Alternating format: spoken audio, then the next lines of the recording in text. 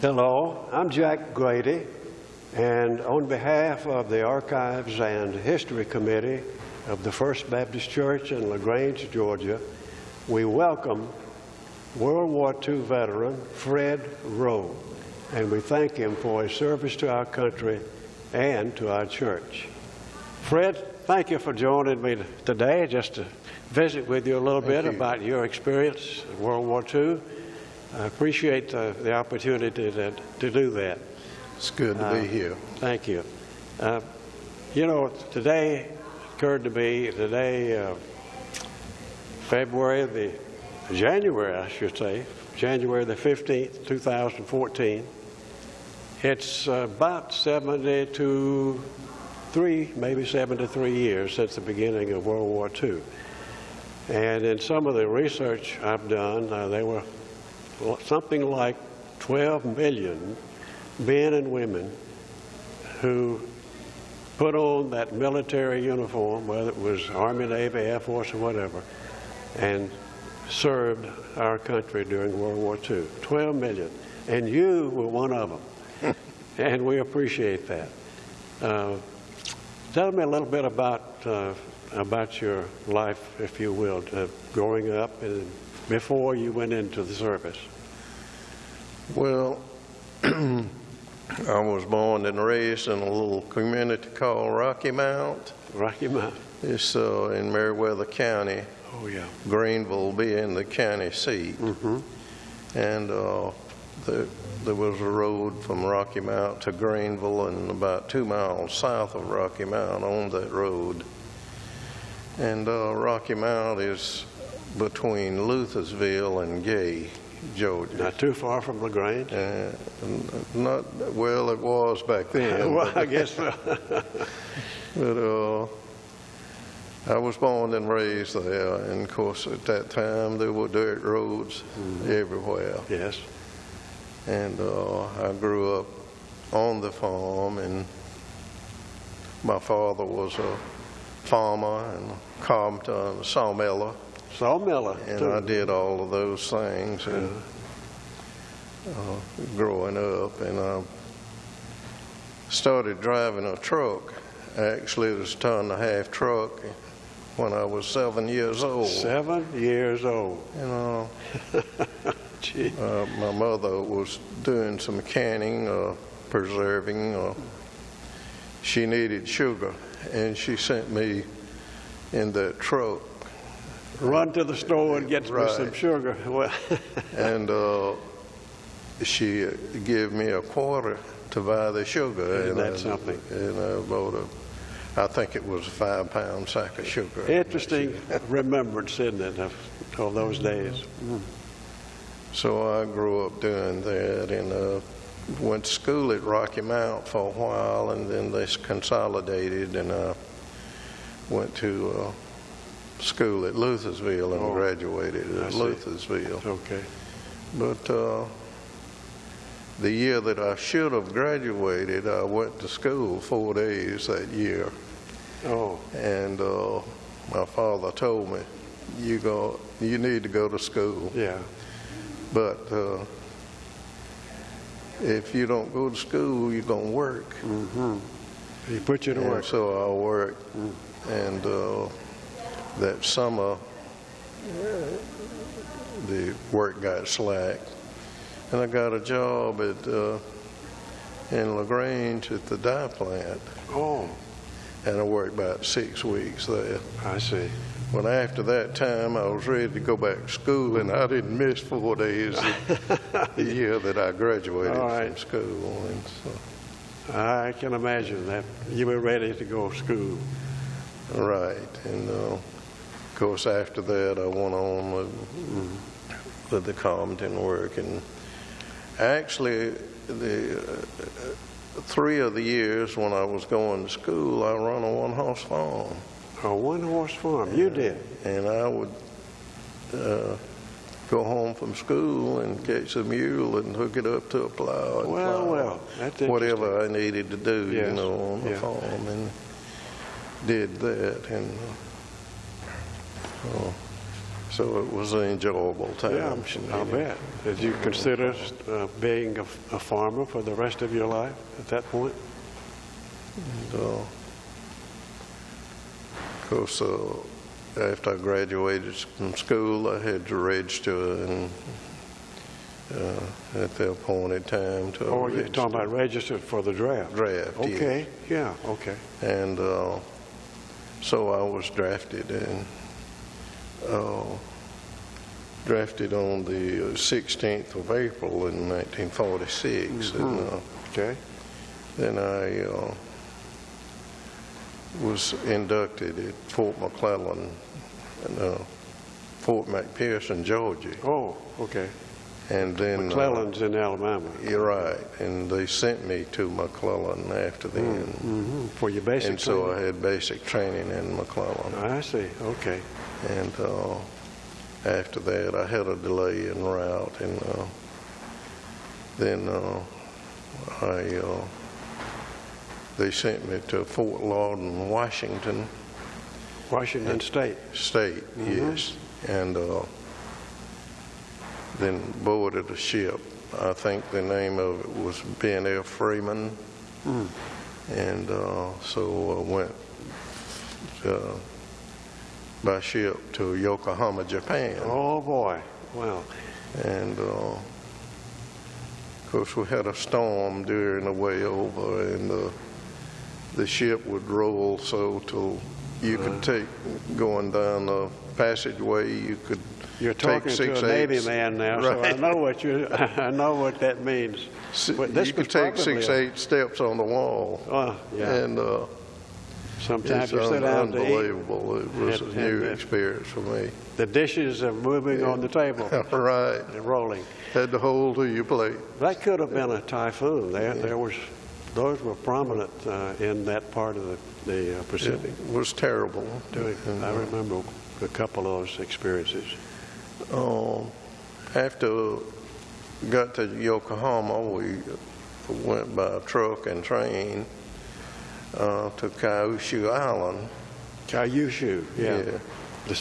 And on the truck, it happened to be at night when we left Yokohama. And was in this truck, and they were driving on the left-hand side of the road, and I didn't know that. And so we met a car, and I just knew we were going to have a wreck. Head on. But it happened not to be. Yeah. Now, you then were a part of the occupation forces, were you not? Right. Right after the bomb had been dropped, the atomic bomb, and Right. Things were a mess there in Japan. Yeah, even before the atomic bomb fell, the cities were just torn up. They had been bombed with fire bombs and everything else. Yes, I think they used the B-29s with the blockbuster bombs, and the cities were tore up. Yeah. It was hoped that that would cause the Japanese to surrender, but they were tenacious, weren't they? Yes, they wouldn't have surrendered for a long, long time. And you were probably a part of the forces that were being prepared to invade, if needed be, invade Japan. Yes. You may not have known that, but I've done a good bit of research after the war, and I know that I would have been caught up in that invasion process, and it would have been a difficult experience. Well, after I got home, the outfit that I was in had to go to Korea, and I think about 85% of them got killed. Oh, my goodness. And so I was lucky to be able to come home. So you went to Sasebo? The town, seaport town, Sasebo, Japan, was on Kyushu Island. Yes, okay. And you were based there for a period of time? Yes, several months. Several months, okay. I don't know. After I got over there, I went through another cycle of basic training. Again. Got caught up in the group that, Oh, boy. but it wasn't a problem because I was in good shape, and Yeah. it was a breeze, really. How long did it take? And I think it was a couple of months. What was the purpose of the retraining? Well, I don't know. I think that what they had in mind was sending troops over there and training them over there. I see. Okay. And I think they did, but I'm not sure whether they did or not. Yeah, But after that, I was assigned to a motor pool, and so you actually wasn't supposed to have but one vehicle assigned to you at a time. But at one time, I had four. 4 vehicles. What? Yeah. Were they different kind of vehicles? Yes, I had a Jeep and a weapons carrier, and we call them a 6x6 truck and a dump truck. And you drove? And I haul anything from officers to stone and gravel and Trash. fuel dump and such as that we Yeah. had. Okay. You probably enjoyed doing that, though, didn't you? Well, it was a new experience for me, and I wouldn't take anything for my experience with the military. That's good. I'm glad to hear you say that. Yeah. So, Sasebo. Yeah. I have a hard time pronouncing that name, but I remember the terminology. Go ahead with your reminiscence. Well, Sasebo was about 39 miles from Nagasaki. Oh. And I never got a chance to go to Nagasaki, but I had planned to, but I wasn't over there as long as I had planned to. Well, that was the second Japanese city that was dropped, where they dropped the atomic bomb. Yes. Hiroshima, and then about 2 weeks later, I guess, Nagasaki. Nagasaki. Yeah. Devastated by that bomb. Go ahead. Okay. So I found out that I could come home and get out of the service because of dependents that I had. I see. And So you had been there about how long in Japan by that time? several months, less than a year. 6 or 8 months. Yeah. Okay. And so then going back, went back by train back to Yokohama. And from Yokohama, we had orders to sail to San Francisco. And I think the ship seemed to me like it was B.F. Goodrich. But anyway, Goodrich. And It was troop transport, I guess. yes. And somewhere out in the middle of the ocean, they changed our orders. Oh. We had another storm, and I think they were dodging the storm. But anyway, they changed the orders from San Francisco to back to Fort Lauderdale, Washington. Oh. And so we went to Fort Lauderdale, Washington, and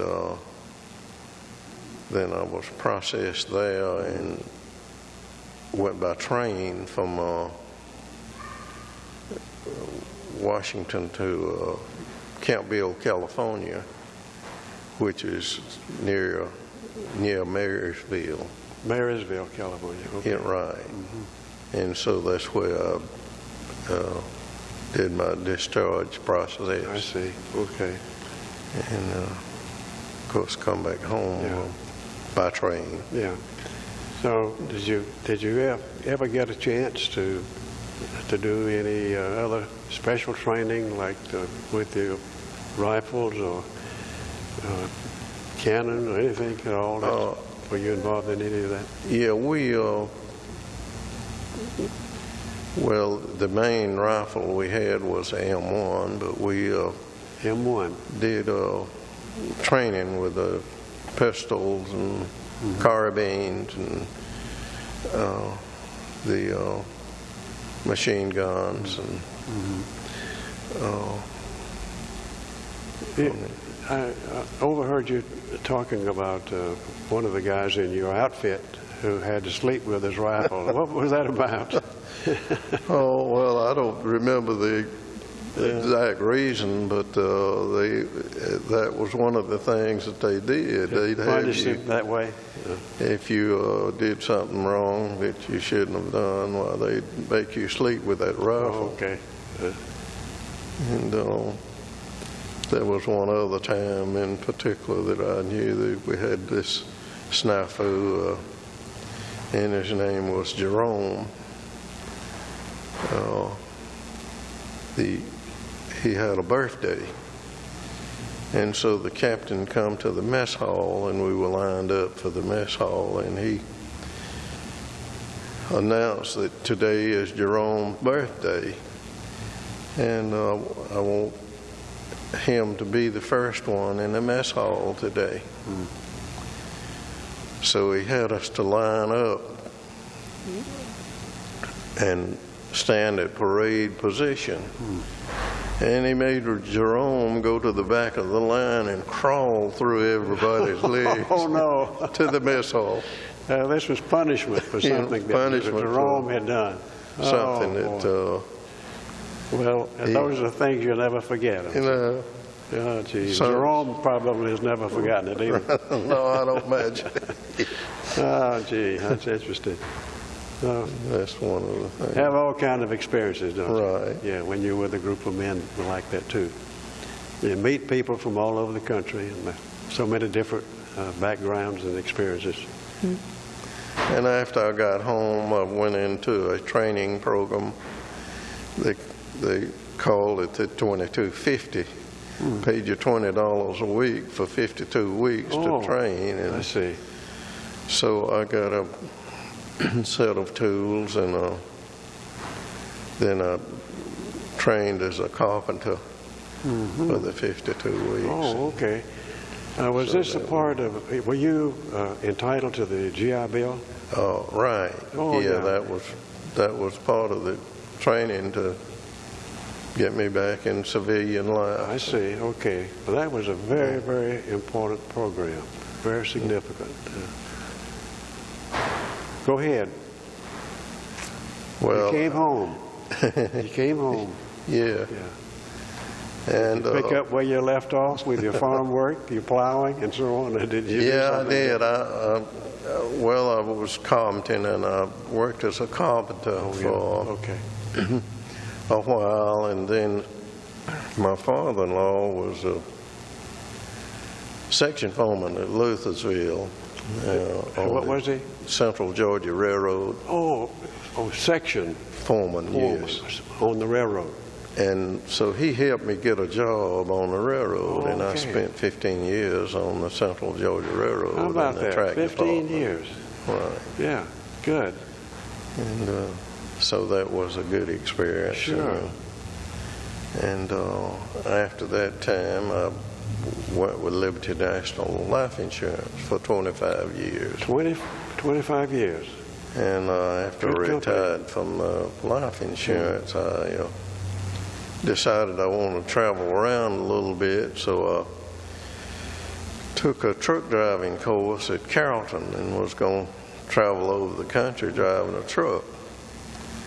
But after then, I took a trip to Nashville on a bus, and I liked the trip bus. And we saw the Christmas lights in Nashville, and I thought, well, I'd rather drive a bus than I had a truck. So I talked to the driver, and he said he would recommend me, and he did, and I got a job with the Ingram bus line and Capital Trailway. Capital Trailway. That's Trailway out of Montgomery, isn't it? Right. and the Ingram bus line was in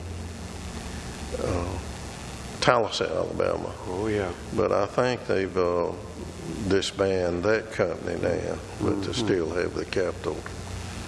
I see. Okay. And I did that for about 5 years. So you had a varied career, but Yeah. you enjoyed all of your experiences, I'm sure.